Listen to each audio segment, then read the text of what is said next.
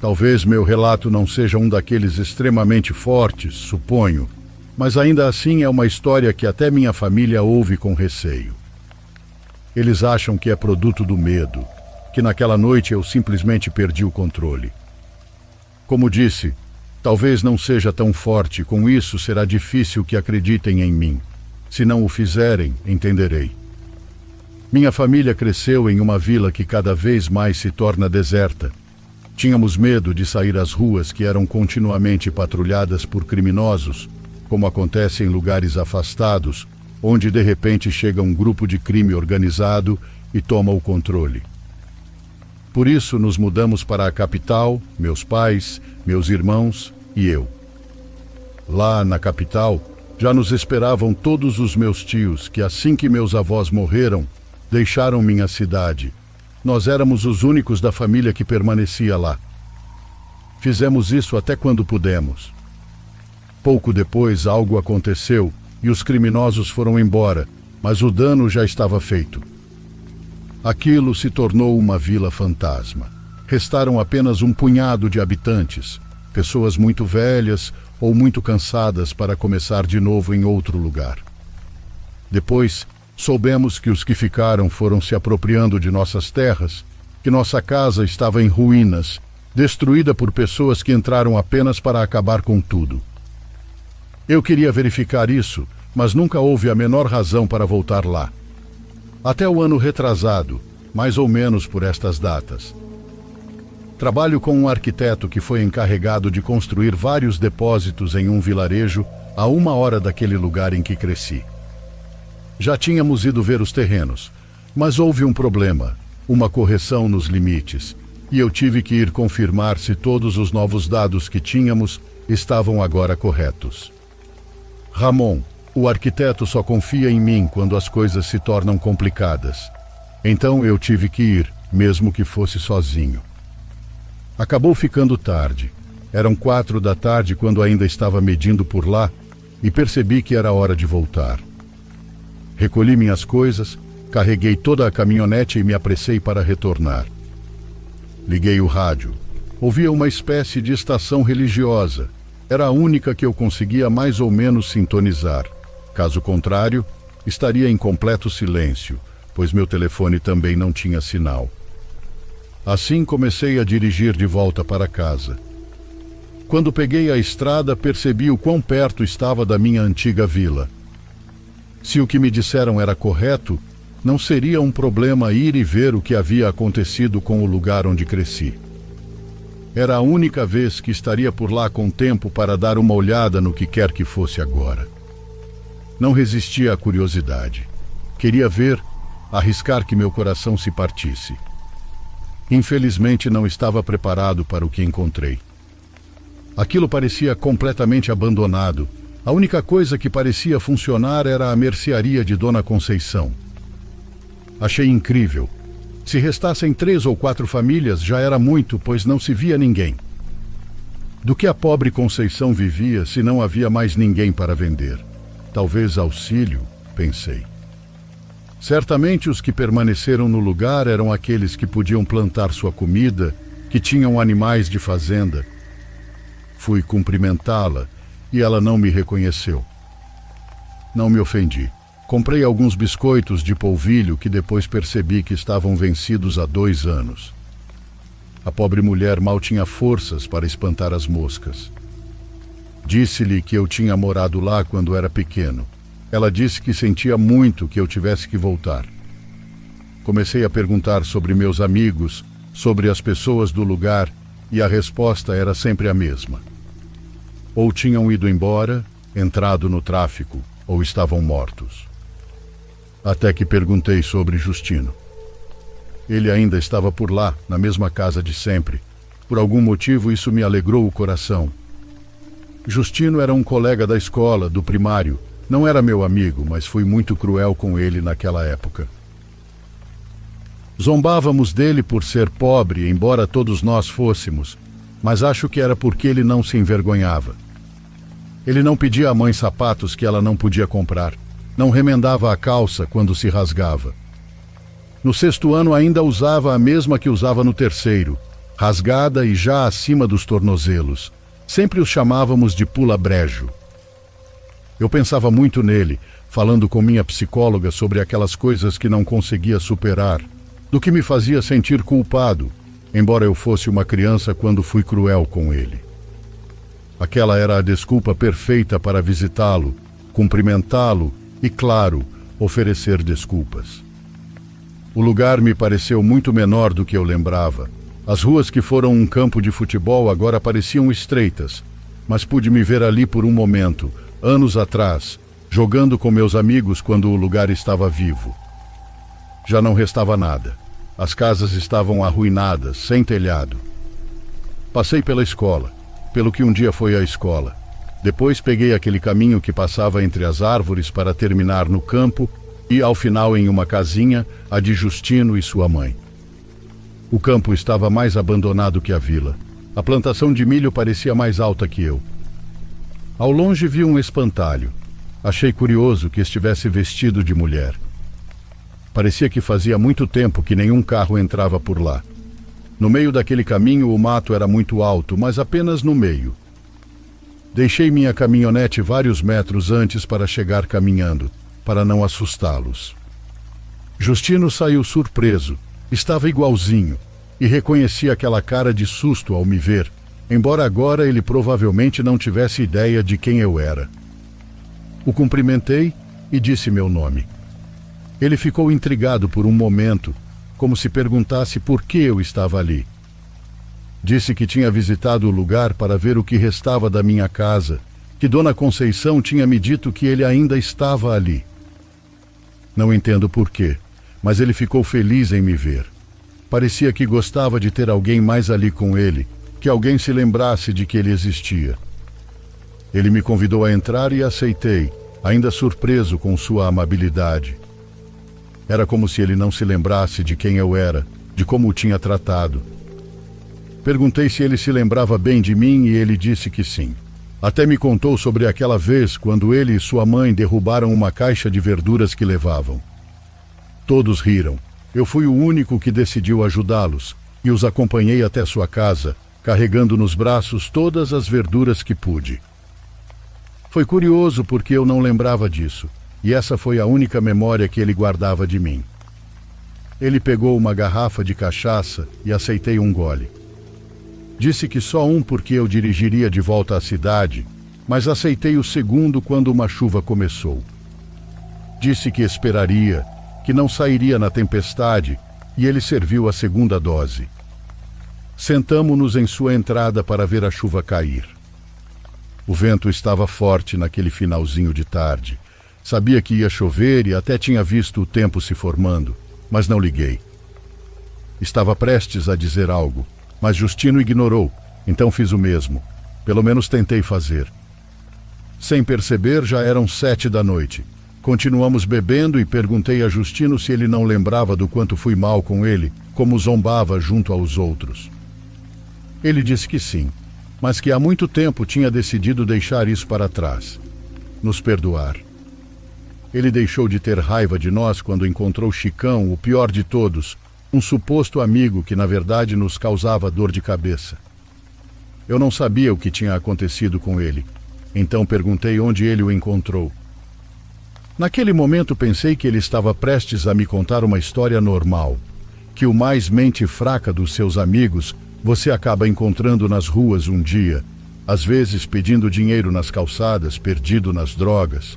Uma história que eu certamente já tinha ouvido. Mas não, Justino estava prestes a me contar algo muito diferente. Algo que aconteceu pouco depois de eu ter deixado o lugar, quando tínhamos 15 anos. Chicão estava se juntando há meses com aquelas pessoas más, aquelas que andavam fortemente armadas. Eu não vivia as ameaças que Justino me contou, aquelas que ele fazia até mesmo a seus amigos, a seus pais, por estar andando com aquele tipo de gente. Um dia ele subiu na caminhonete desses caras e simplesmente foi com eles. Disseram que ele era muito corajoso, que isso o levaria longe. Ele foi com eles e não voltou mais. Depois disso, seus pais e as pessoas que restavam começaram a procurá-lo. Chicão era um menino problemático, mas ainda assim um menino, apesar de tudo. E quem o encontrou foi Justino, semanas depois de terem parado de procurá-lo.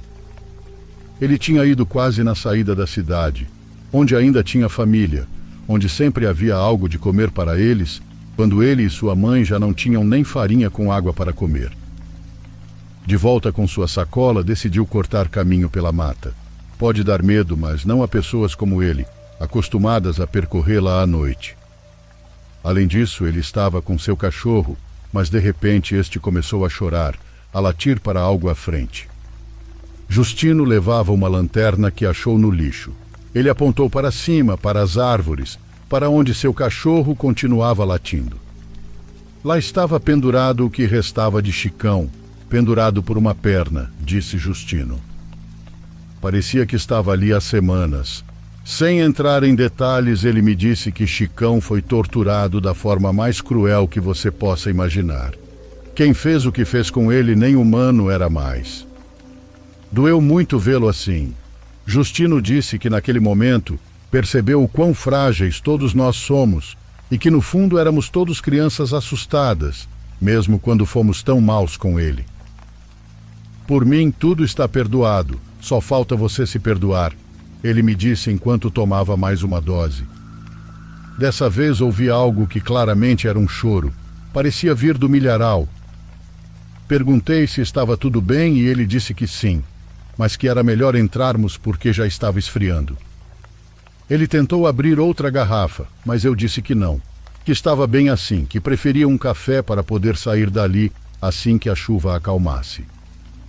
Ele preparou o café não sem antes zombar de mim. Disse que eu tinha esquecido como chovia naquela região, como se eu quisesse apagá-la do mapa. Não vai acalmar até a madrugada. Você pode se acomodar, ele me disse. Enquanto eu tomava o café, ele adormeceu falando sozinho. Pensei que não seria má ideia dormir meia hora também. Já não me sentia tonto, mas queria estar pronto para dirigir. Coloquei algumas panelas nas goteiras da cozinha e sentei-me em um pequeno sofá quebrado e fedido que ele tinha ao lado da janela. Um raio próximo sacudiu as paredes de repente e me acordou. Senti como se tivesse caído a poucos metros da casa. Olhei pela janela para confirmar que ainda chovia forte como há horas. No telefone ainda não havia sinal. Em casa já estariam preocupados comigo, então pensei em sair dali apesar do mau tempo. Um relâmpago iluminou tudo lá fora.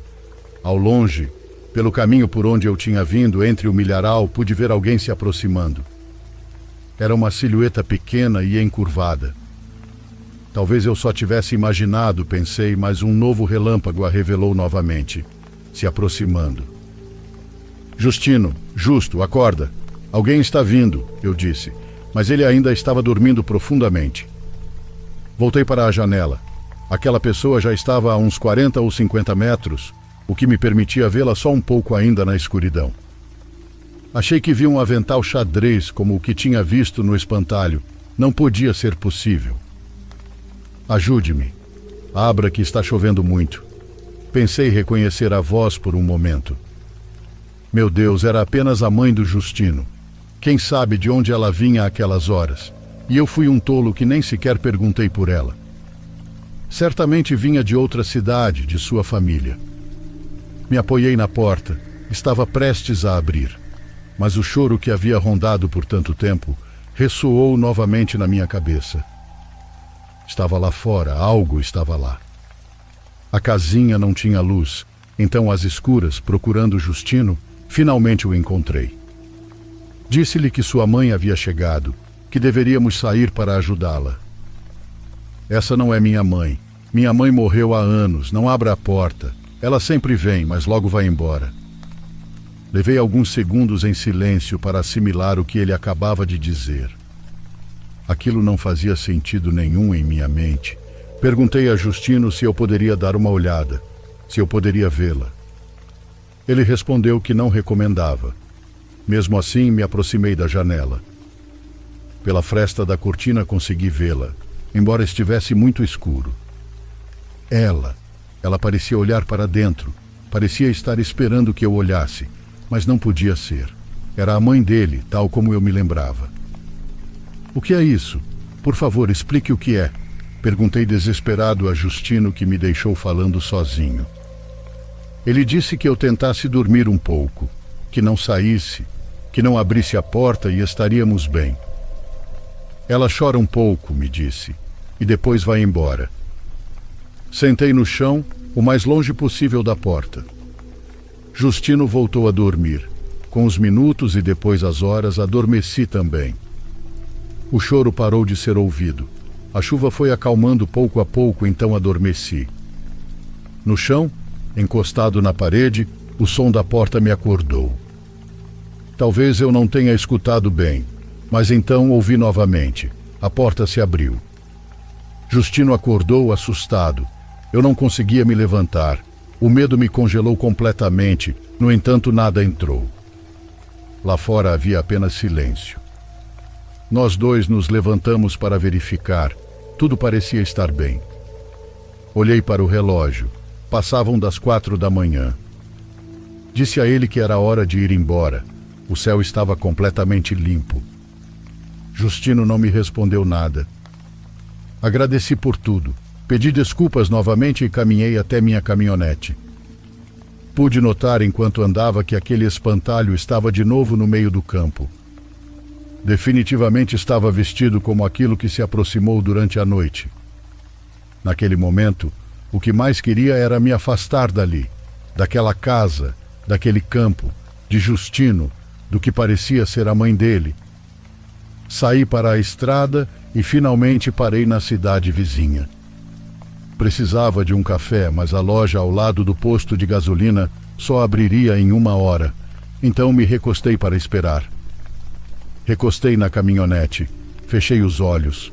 O sol me acordou 1 hora depois. Entrei na loja e peguei um café. A mulher que atendia me parecia conhecida. Ela também me reconheceu, embora não soubéssemos nossos nomes. O que faz por aqui? Foi ao vilarejo? Já não há nada para ver, né?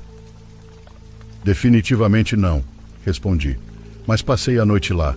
Foi suficiente para não voltar. Onde? Perguntou ela, estranhando. Com o Justino, na casa dele. Dona Conceição me disse que ele ainda estava lá. Fui procurá-lo, mas não vi muito mais que isso. Parece que todos já foram embora. Ela demorou para me responder. Mas lá não resta ninguém, disse ela.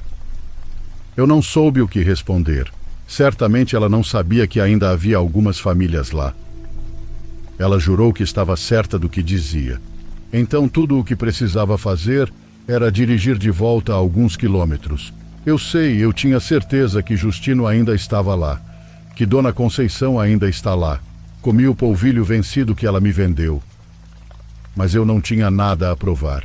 Não havia razão para voltar. Não contei a ninguém que passei a noite lá até vários dias depois. Mas tudo o que recebi da minha família foram explicações sobre o que, segundo eles, eu imaginei que havia acontecido. Ninguém sequer considerou a possibilidade de que algo daquela noite tenha sido real. Fiquei tão irritado com a forma como reagiram que parei de contar a história. Mas vou confessar a vocês que estou reunindo forças e coragem para voltar àquele lugar, para procurar Justino, para percorrer aquelas ruas novamente. Talvez para reconstruir minha casa em algum momento, a casa onde cresci. Sobretudo porque há semanas um dos amigos de infância do meu pai deu uma volta por lá. Não sei como ele soube do que vivi, porque pelo menos eu não contei. Ele veio me ver especificamente para me dizer que da casa de Justino não restava nada, que a única coisa que havia lá era um espantalho horrível no meio do que foi seu campo. Eu não acredito nele. Não posso acreditar. Há coisas que preciso ver com meus próprios olhos.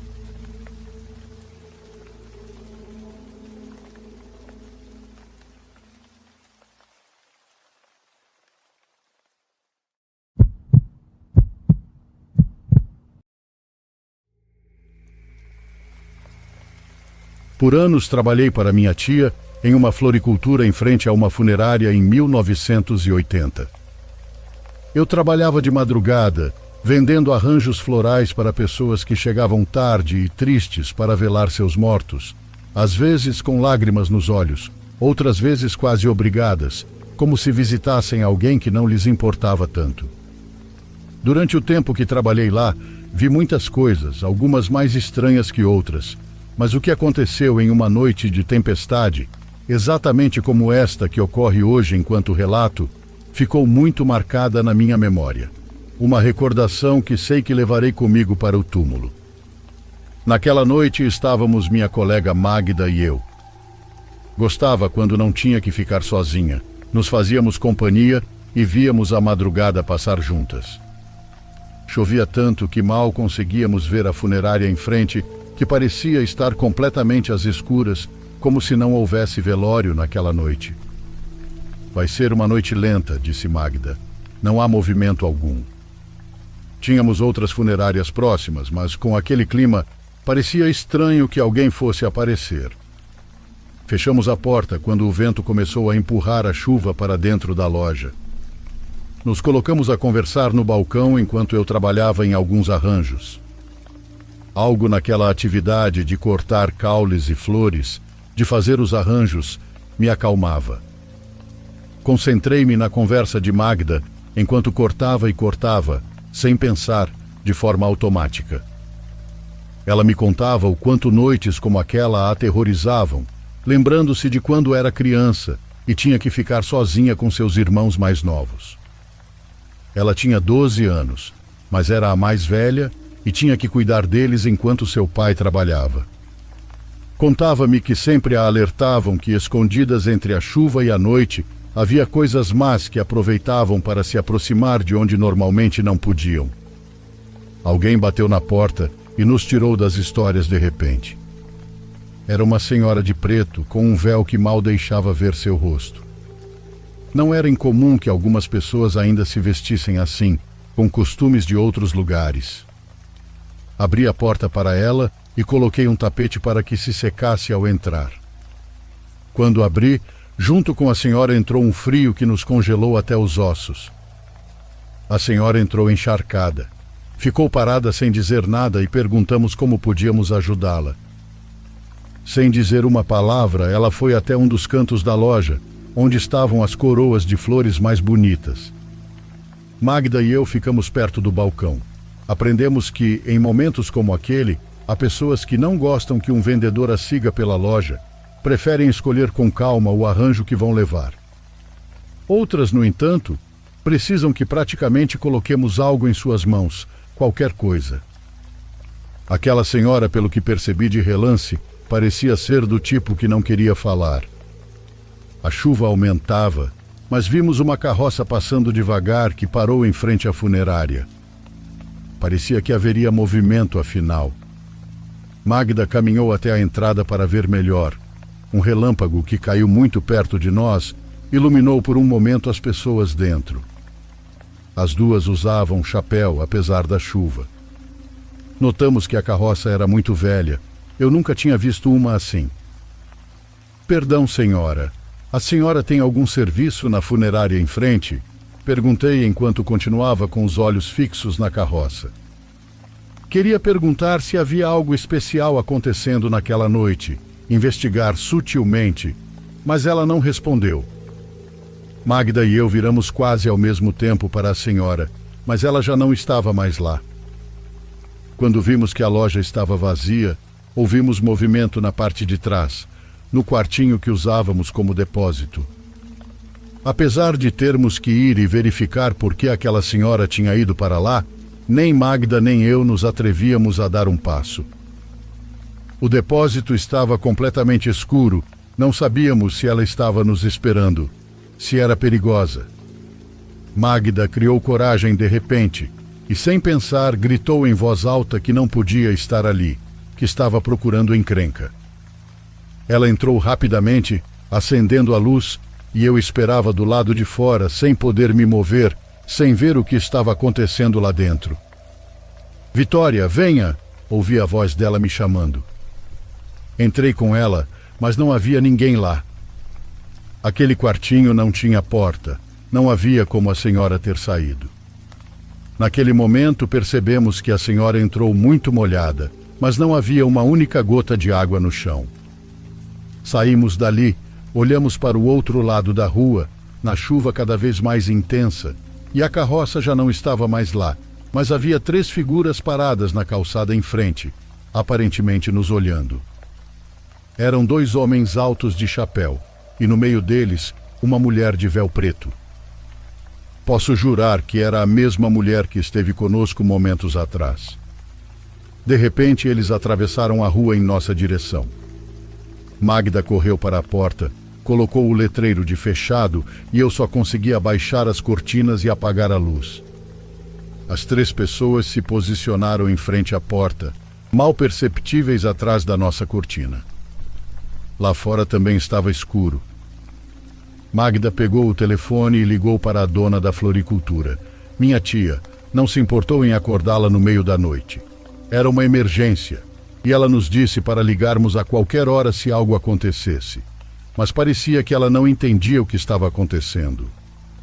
Mesmo Magda explicando claramente, eu só ouvia minha tia perguntando do outro lado da linha se a senhora de preto ainda estava lá dentro, e Magda dizendo que não, mas também que não a tínhamos visto sair. Minha tia disse para esperarmos um momento, que ela se comunicaria com um amigo policial que estava na área central, que ele viria até lá. Disse para nos escondermos no depósito e trancarmos bem. Bateram na porta.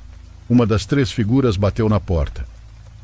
Magda e eu nos escondemos e ouvimos como tentaram abrir. Corremos para a parte de trás, para o depósito, e um momento depois ouvimos aquele som típico das viaturas mais antigas, como quando dão um aviso na rua. Voltamos para a parte frontal da loja. As pessoas já não estavam mais lá. Através das cortinas, vimos a luz da polícia se aproximando. Parou bem em frente a nós e nos aproximamos da porta. Um policial de uns 50 anos desceu, acompanhado de um muito jovem. Abrimos a porta e eles perguntaram se estava tudo bem. Boa noite, como estão? Me pediram para dar uma olhada, mas a verdade é que não entendi bem o que disseram que aconteceu. Tentamos fazer um pequeno resumo do que nos havia ocorrido, até com um pouco de vergonha, pois parecia uma simples história de criança. Os 2 policiais se entreolharam, e então o mais velho falou baixo conosco. Olhem, se puderem, vão descansar. Não haverá trabalho hoje, as funerárias próximas não estão funcionando, e a noite está muito estranha. Viemos responder a uma chamada da senhora da limpeza, da funerária aqui na rua de trás. Ela disse que ouviu alguém andando em uma sala vazia, onde só havia um falecido que ninguém tinha ido visitar. Conte sobre a mulher de preto, chefe, interrompeu o policial jovem. Sim, alguns colegas receberam um relato de uma mulher que pulou de uma ponte aqui perto, vestida toda de preto. Várias pessoas que se abrigavam da chuva a viram, mas não houve rastros dela embaixo da ponte. Nada que indicasse que algo assim realmente aconteceu, que alguém tinha pulado. A noite está muito estranha. Assim que os policiais foram embora, Magda ligou para seu pai, que chegou cerca de 30 minutos depois para nos buscar. Ele me deu uma carona até um ponto de táxis que iam para minha casa, mas como não havia nenhum, ele me levou até lá. Foi muito estranho, a cidade parecia vazia. É raro ver tão poucas pessoas por aqui. As poucas pessoas que estavam na rua pareciam estranhas, pareciam quase sombras à distância em lugares escuros. Foi como se estivéssemos andando em uma cidade de fantasmas. Com o tempo tentamos encontrar explicações, mas nunca as encontramos. Magda e eu sempre guardamos isso como uma recordação de uma noite estranha, onde algo muito estranho aconteceu. Às vezes quero me convencer de que foi apenas histeria coletiva, todo mundo pensando que algo terrível estava para acontecer. Sentir-se assim pode fazer você imaginar coisas, não é? Agora sou daquelas pessoas que, apesar de terem visto algo, prefere dizer que não acredita. Eu me convenço de que não vi nada. Até que voltam noites de tempestade como aquela, até que chove assim como hoje, e eu lembro do que vem com as tempestades, e o medo novamente se torna real.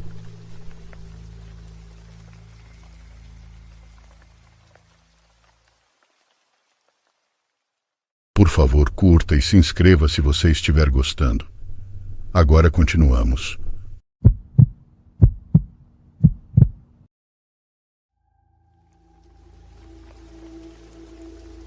Quando eu estava na faculdade, anos atrás, fiquei várias noites até muito tarde fazendo lição. Isso não era algo que eu fazia regularmente, mas apenas algumas vezes, durante projetos ou coisas do tipo. Bem, uma vez eu tive um projeto realmente difícil para uma das minhas aulas. A boa notícia é que eu tinha um dos meus melhores amigos na classe e éramos parceiros de projeto. Então, uma vez fui até a casa desse amigo, que ficava um pouco afastada do campus. Eu morava em uma casa universitária diferente com alguns colegas de quarto, que ficava a cerca de 5 minutos de carro de lá. Tivemos uma noite realmente longa trabalhando no projeto. Fiquei lá até cerca de 2 horas da manhã, mas finalmente terminamos. Então pude sair e dirigir de volta para minha casa. Quando saí da casa do meu amigo, caminhei até meu carro e comecei a dirigir para casa. A essa altura, as ruas estavam muito quietas. Na verdade, não vi nenhum outro carro nos primeiros minutos. Mas logo depois que virei em uma rua, lembro de perceber faróis atrás de mim. Continuei dirigindo e percebi que um carro estava me seguindo muito de perto. Eu não estava dirigindo particularmente devagar nem nada, então achei meio estranho. Quando fiz mais algumas curvas, o carro continuou me seguindo. Quando cheguei perto da minha casa, suspeitei que estava sendo seguido. Eu não sabia quem estava dirigindo aquele carro, mas sendo tão tarde da noite, tive um mau pressentimento sobre isso.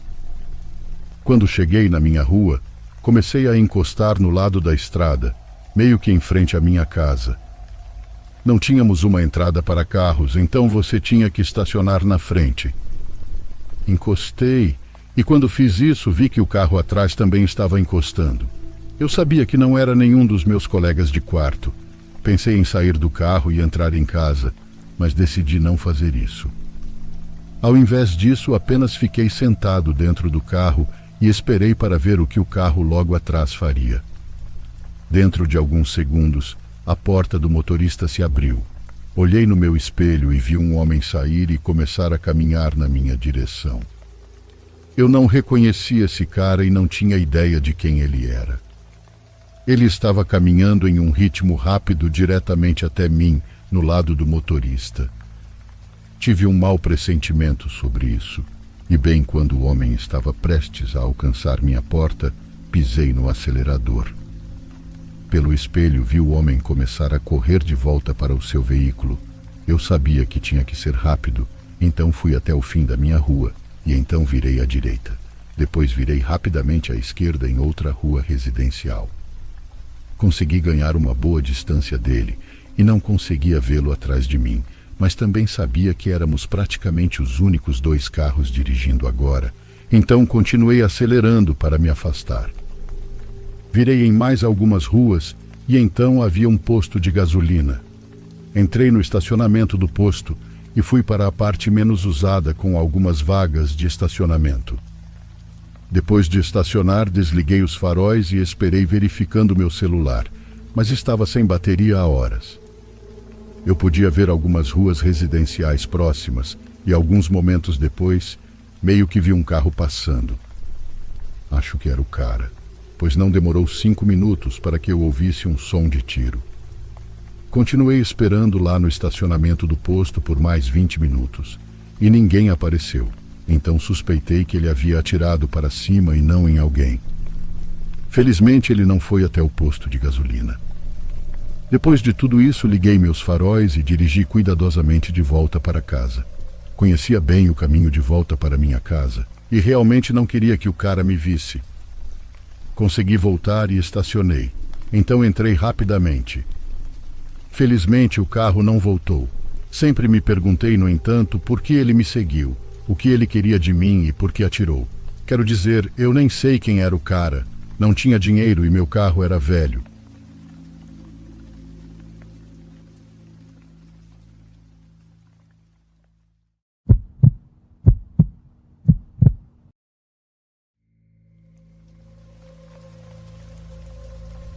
Em setembro, fiz uma viagem até Myrtle Beach com minha família.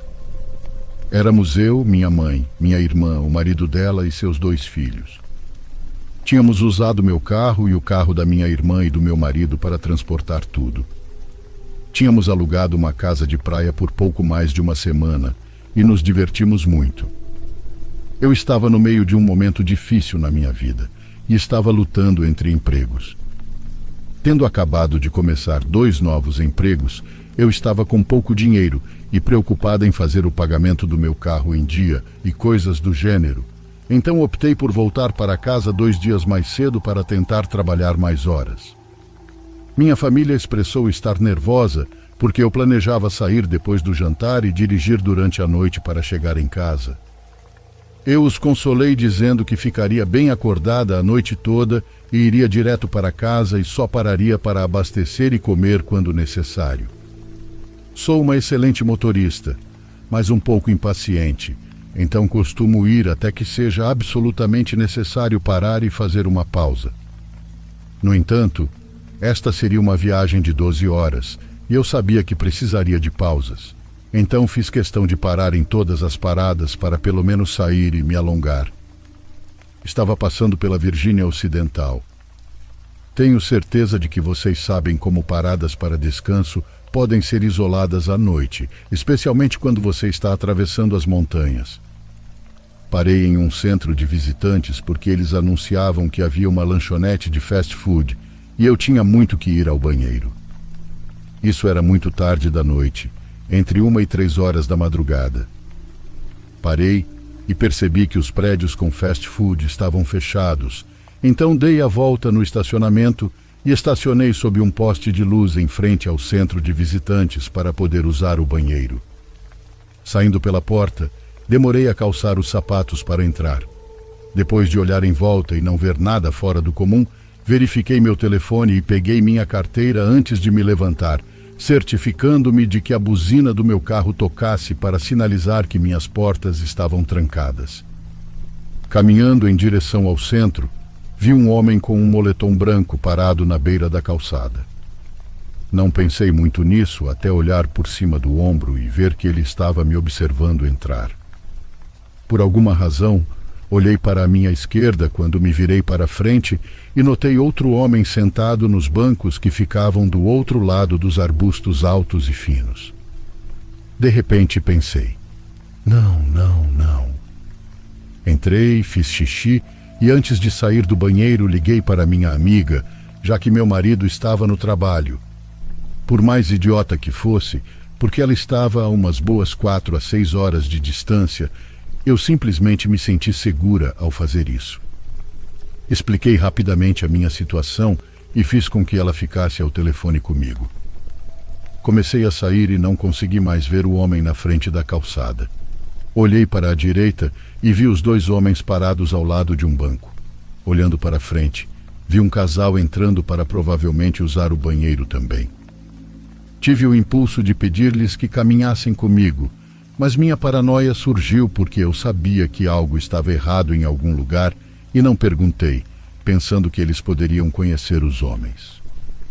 Caminhando rapidamente até meu carro, expliquei à minha amiga que os homens estavam perto dos bancos. Olhando de maneira disfarçada novamente para trás, vi o homem de moletom branco andando em minha direção e contei a ela. Mais alguns passos à frente, olhei mais uma vez e vi seus passos acelerados. Nesse ponto eu disse que ele estava me seguindo até o meu carro e entrei em desespero. Felizmente fui rápida. Eu peguei minha chave, destranquei meu carro e praticamente me joguei dentro. Sem ousar olhar para trás, dei ré no meu carro e acertei o homem que estava me perseguindo. Acelerei sem ver o que tinha acontecido com ele. Eu nem parei para colocar o cinto de segurança. Eu não olhei para trás nenhuma vez. Parei na próxima estrada com pedágio e fiz um relatório, e os trabalhadores chamaram a polícia estadual para verificar as coisas. Não parei de tremer por horas e me recusei a sair do carro até chegar em casa. Fiquei horrorizada ao pensar que se aqueles caras tivessem prestado atenção e se movimentado mais rapidamente, enquanto eu estava de frente para o terreno, calçando os sapatos, eu não teria absolutamente nenhuma defesa.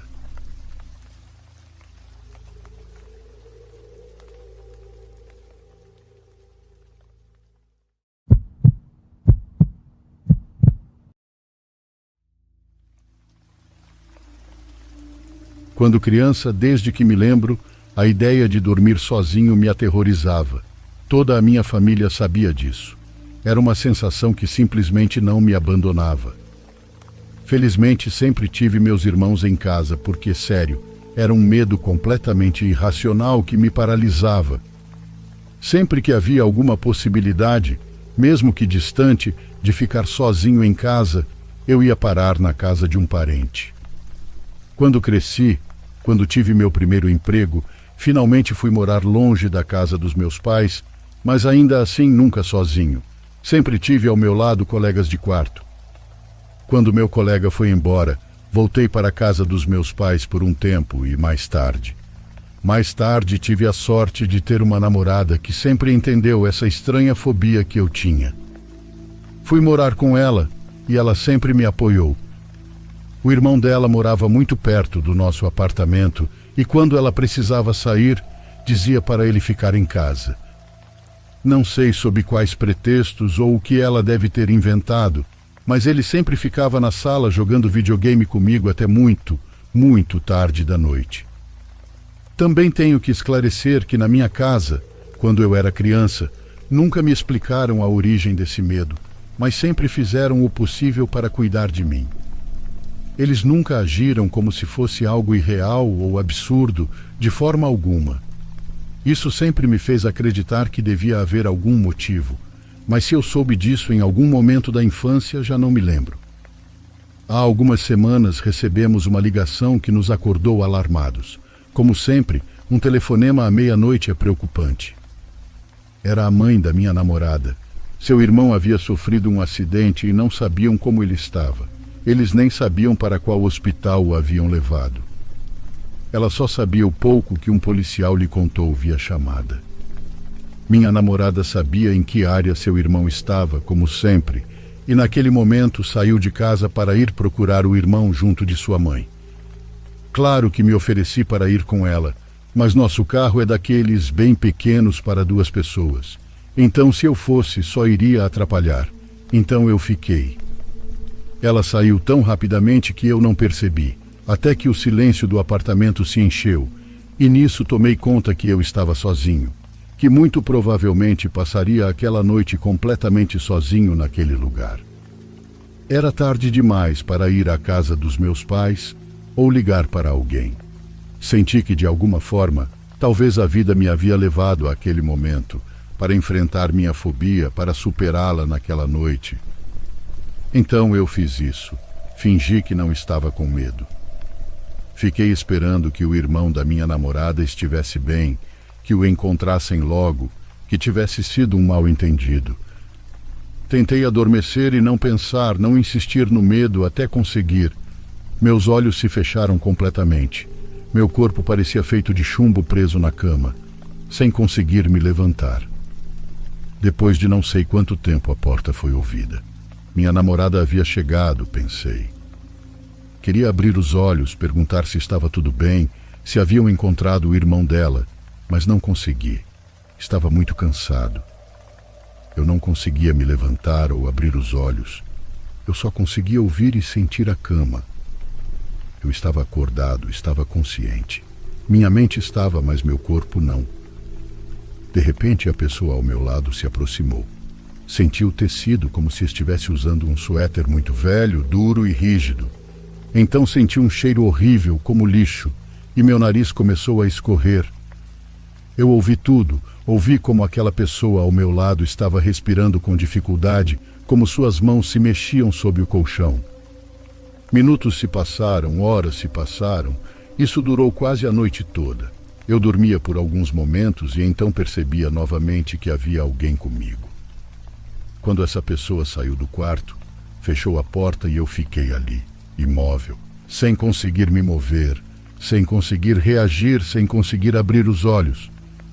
Adormeci e acordei com a luz da manhã, quando minha namorada chegou. A primeira coisa que aconteceu foi me lembrar do medo, do que senti, e minha namorada me perguntou o que diabos havia ali. Percebi que estava cheio de cabelo ao meu lado, cabelo preto, muito comprido e que fedia.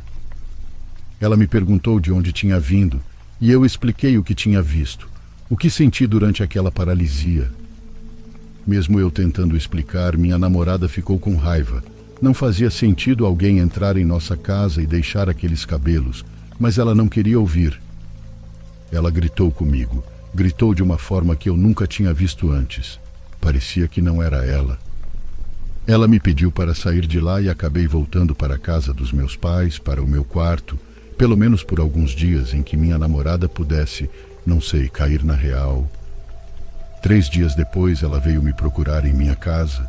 Chorando, me pediu para voltar com ela para o apartamento porque tinha algo para me contar. A primeira coisa que ela fez foi me explicar como algo a fez perder o controle naquela hora em que chegou. Ela sabia que aquele cabelo não poderia pertencer a uma mulher, mas algo, uma voz, parecia falar com ela, lhe mandava me expulsar. Ela disse que naquela noite ela teve o mesmo medo, a fobia que sofri durante toda a minha vida. Enquanto se preparava para dormir, sentiu um vazio no peito incontrolável, algo que não conseguia explicar, que não sabia de onde vinha. Ela tomou alguns comprimidos para dormir muito fortes. Sem poder abrir os olhos, ouviu a porta. Não fui eu. Um fedor entrou no quarto e então algo se deitou ao lado dela.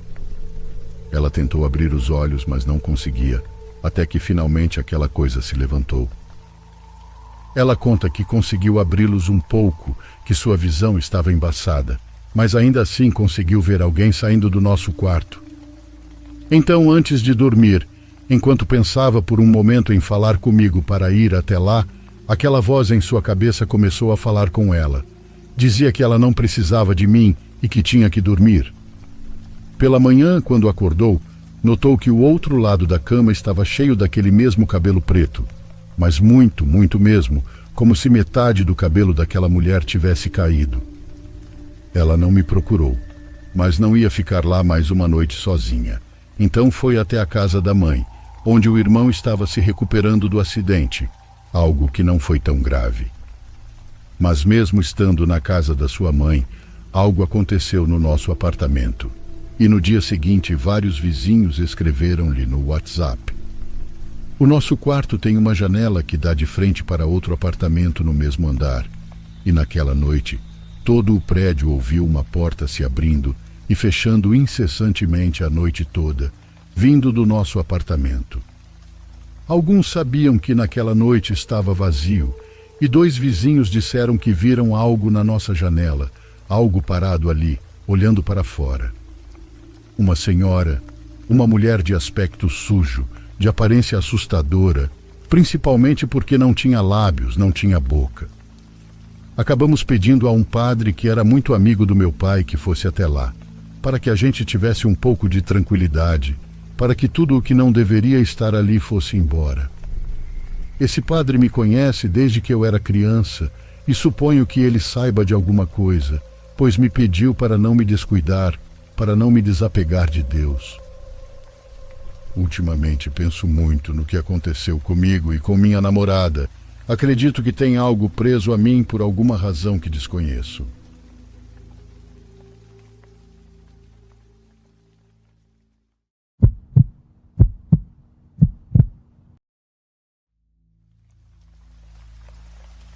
Olá a todos do canal. Quero que você saiba que gosto muito do seu conteúdo. Acho muitas das histórias compartilhadas aqui realmente impressionantes. Por isso quero contar a minha, uma história que meu avô sempre me contava. Infelizmente, ele faleceu há 1 ano, mas quero que a história fique sempre na minha memória. É por isso que quero compartilhar. Peço desculpas se algo ficar confuso. Não sou um bom escritor, mas farei um esforço para contar para vocês como ele tantas vezes me contou, da perspectiva dele na primeira pessoa. Gostaria que todos os que estão ouvindo imaginassem por um momento que vocês são netos do meu avô. Deixe a imaginação fluir como se ele estivesse contando para vocês. Bom, então vamos lá. Lembro-me de quando era criança, de quando tinha cerca de 8 anos, de quando isso aconteceu comigo e com meu irmão mais novo, que era 2 anos mais novo que eu. Meu irmão e eu tínhamos minha pequena mãe e meu pai, meu velho, mas éramos muito pobres, às vezes nem tínhamos o que comer. Lembro-me que meu querido pai trabalhava duro todos os dias no campo para poder trazer algo para comermos, qualquer que seja, embora muitas vezes meu pai e minha mãe não comessem. Foram tempos terríveis, realmente terríveis, mas devo confessar que quando criança, a gente acaba não vendo as coisas da forma que vemos quando crescemos. Apesar de todas as dificuldades que tínhamos, eu era muito feliz ao lado do meu irmão. Como toda criança, nós não víamos além do que realmente estava acontecendo. Só queríamos brincar. Mas então, do dia para a noite, tudo piorou quando meu pai caiu de cama. Infelizmente, um escorpião o picou enquanto estava no campo, e após complicações, meu pai morreu. Lembro que minha mãe chorava todas as noites. Isso me deixou muito triste, filho. Mas o que eu poderia fazer tendo apenas 8 anos? Meu pai mal havia me ensinado a pegar em uma enxada. A situação piorou, e dias ainda piores chegaram até nós. Mas minha mãe, como a mulher forte que sempre foi, começou a se movimentar em busca de trabalho, um dia após o outro, até que ela encontrou um como tecelã. O ruim é que ficava muito longe de onde morávamos, mas não havia outro jeito. Lembro-me muito bem que ela saía muito cedo e voltava muito tarde. Quase não a víamos mais porque quando ela saía, ainda estávamos dormindo, e quando ela voltava, já tínhamos ido dormir. Foi em meio a esse perrengue que ela me disse que eu tinha que cuidar do meu irmão mais novo, que agora eu era o homem da casa, e ficamos assim por alguns meses até aquele maldito dia chegar. Meu irmão não conseguia dormir nessa noite. Lembro-me de vê-lo conversando, e ele me disse que havia falado com nosso pai. Eu sabia que era impossível e acreditava que era porque ainda não conseguia assimilar a sua morte, e decidi ignorar isso.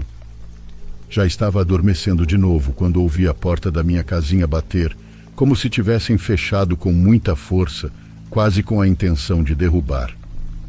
Levantei-me. Meu irmão não estava mais comigo. Corri o mais rápido que pude e, com medo, saí para procurá-lo. Consegui ver que ele se dirigia para a floresta por um caminho próximo à minha casa. Corri e entrei na mata para procurá-lo, mas não consegui encontrar. E lá estava eu, procurando e procurando até que também ouvi a voz do meu velho, mas parecia muito grossa.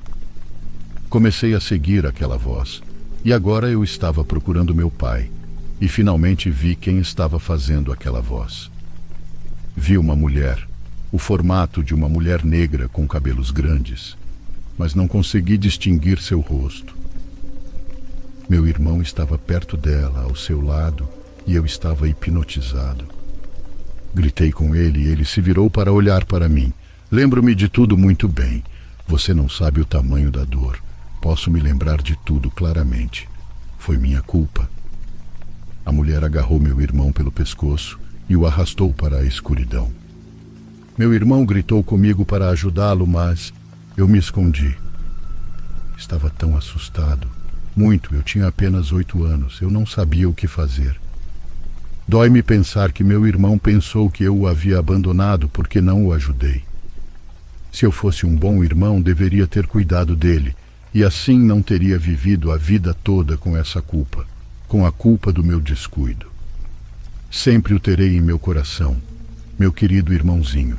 Espero que um dia ele me perdoe. Naquela noite, quando voltei para casa, minha mãe já estava lá, preocupada, como era lógico. Ela chegou e não nos encontrou em casa. Ela me viu chorar quando a vi. Lá eu tive que confessar o que havia acontecido. Lembro-me de como as lágrimas dela não paravam de sair, como a pobre coitada foi destruída. Depois de alguns dias, saímos de nossa casa e fomos para a casa de um parente. Apesar da dor que sentíamos, continuamos nossas vidas. E pouco depois ela me confessou que certamente nunca mais encontraríamos meu irmão. Não com vida. Essa é a história do meu avô. Ele morava numa humilde casinha onde se dedicava a cuidar dos seus leitões. Cada vez que íamos visitá-lo, ele me contava histórias, mas nenhuma tão dolorosa quanto esta, e hoje compartilho com vocês em homenagem a ele.